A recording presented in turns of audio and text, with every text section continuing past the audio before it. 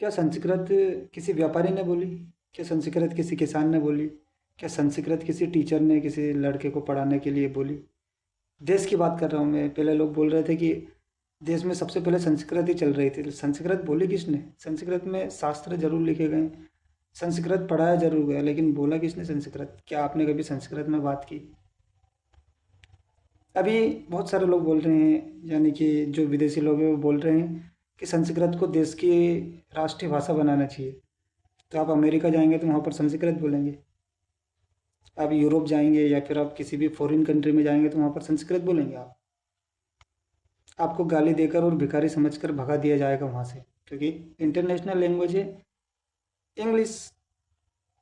और जो राष्ट्रीय भाषा है वो एक्चुअल में हिंदी भाषा भी नहीं है, क्योंकि देश बहुत बड़ा है इंडिया। अब जब देश में सभी लोग हिंदी नहीं बोल सकते, सभी लोग तमिल नहीं बोल सकते, सभी लोग गुजराती नहीं बोल सकते, सभी लोग राजस्थानी नहीं बोल सकते, तो राष्ट्रीय भाषा तो फिर हिंदी भी नहीं है। इंटरनेशनल लैंग्वेज है इंग्लिश। तो हमें सबसे ज़्यादा जोर किस लैंग्वेज पर देना चाहिए? इंग्लिश पर। लेकिन विदेशी लोग बोल रहे हैं कि, विदेशी से आप लोग समझ चुके हैं मैं किन लोगों की बात कर रहा हूँ। विदेशी लोग बोल रहे हैं कि संस्कृत को देश की अंतर्राष्ट्रीय लैंग्वेज बनाओ। पहली बात तो अमेरिका में किसी को भी नहीं पता कि संस्कृत भाषा भी एक नाम की कोई सी भाषा होती ही है। तो मतलब लोगों के दिमाग सड़ चुके हैं। मतलब ये जो पुरानी जो गाथाएं आप लोग देखते हैं, उनके हिसाब से लोग अभी भी चल रहे हैं। देश कहाँ से कहाँ जा रहा है, हम लोग अभी भी जातिवाद, धार्मिक उलझनों में लगे हुए हैं, मंदिर मस्जिदों में लगे हुए हैं। ये हिंदू, ये मुसलमान, ये दलित, ये ओबीसी, ये शूद्र, इन चीज़ों में हम पड़े हुए हैं अभी भी। लेकिन चाइना, जापान, इन चीज़ों को तो लात मारता है वो।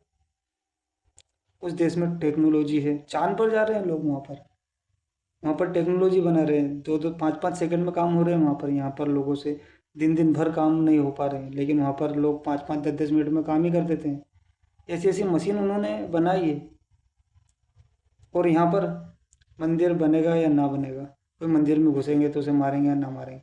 जिसे मंदिर में जाने देते हैं और जिसे नहीं जाने देते, वो भी जाने के लिए तरस रहा है मंदिर में। ऐसी क्या चीज़ है मंदिर में?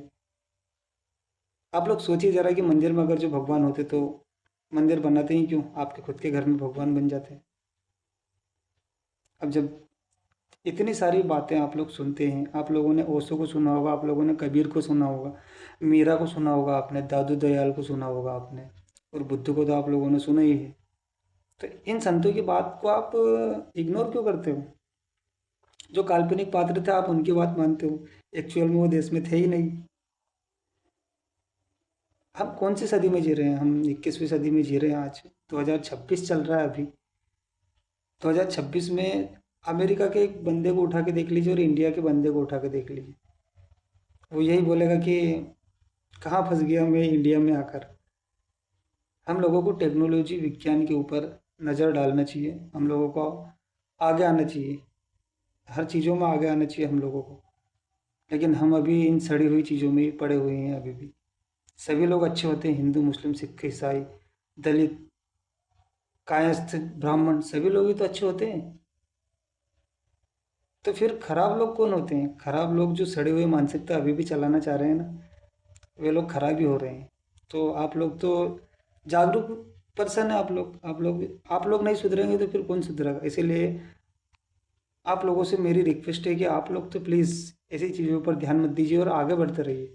कब तक इन सड़ी हुई चीज़ों को हम ख्याल में रखना चाहेंगे?